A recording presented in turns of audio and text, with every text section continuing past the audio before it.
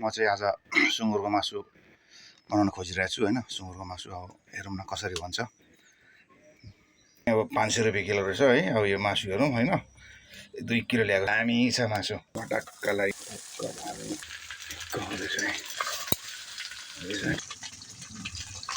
पल्टी हान्यो। टक्क अदुवा लसुन प्याज काटेको टमाटर छ, नुन छ। अब यहाँ तेल भइहाल्यो, साग छ दामी धोएर राखिरहेको छ हैन। यसलाई टक्क लाउने हो। यसलाई फेरि उसिन्ने हो। लसुनको पात टक्क हैन। यहाँ लसुन छ रेडी हो। टक्क अब निकाल्ने निक्ल्यो। अन्त नि यो बोसोको काम छैन। अब निकाल्यो। अब पानी टक्क यसलाई उम्ल्यो।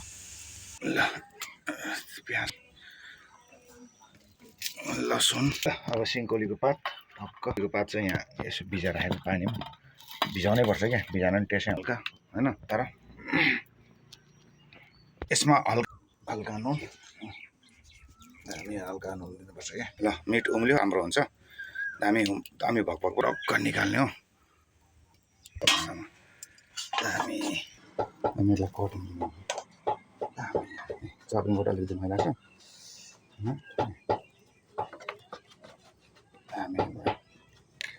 दामी हुन्छ। मिट चाहिँ दामी भयो भइसक्यो। पनि दामी हुनु पऱ्यो क्या। टक्क 1 2 and 3 पिस है। अब तेलमा खार्ने हैन। त्यसपछि घाम पनि डुब्दैछ। अनि टक्क आज फेरि यो पकाउँदा चुला पनि चेन्ज भयो। अब ल फेरि अब तेल तातिँदैछ। च्याप यहाँ टक्क नुन लगा त। नुन टक्क छरियो। अब मुस्यो भने प्याज टक्क पानी आउँदैछ क्या। त्यो पानी अर्को चेकमा आयो। यहाँ घाम पनि यसो डुब्दैछ। अब दमगाउनु त पऱ्यो नि। ट्राई मात्रै ट्राई भयो। लगा ल दामी टक्क अब यसलाई खार्ने हो नि त। हुँदैछ होइन। आगो दम्किँदैछ। अब यसलाई चाहिँ पल्टा दामी हुँदैछ होइन। टक्क यो छ अर्को यहाँ रेडी। ल साथी यो बन्दैछ। यस्तो बनाउने तरिका यही हो। अनि अब यसो हेरेर बनाउँदा नि हुन्छ होइन। बिस्तारै आगो रन्के जाँदैछ यो के मैले भनेको थिएँ मिट टक्क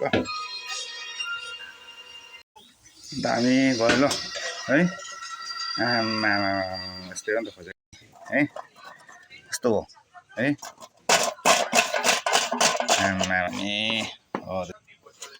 मलाई अब सबै भएर सिद्धिने टाइम भइसक्यो। तेल निकाल्ने काम हुँदैछ अलिकति। ल टक्क जिरा अब प्याज टक्क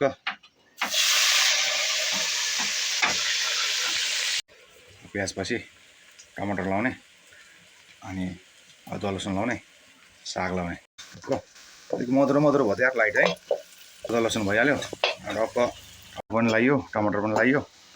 अब चाहिँ अलिकति मरमसला अनि दामी ल दामी बनाउँदा रात पर्यो होइन। तर दामी त्यो कुडुङ गरेर त्यो अब यहाँ छुट्यो कटाहरू। अब के गर्नु होइन। छुटेपछि यस्तै हो। पछि त यस्तै हो। सुगोबार अब त स्प्राइटसँग हो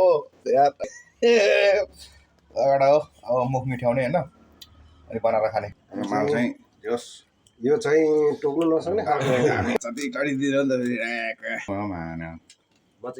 आएको नदेखि दामी पिरो अदुवा है। लसुन साग 3 गिलास हान्यो। कोक पनि स्प्राइट पनि आज बिर्स्यो नि। म यो निकालेर जानु मन छ। ठिकै हो। सामान सब आँखाले देखाएर टक मिल्छ क्या। खेल्दैन।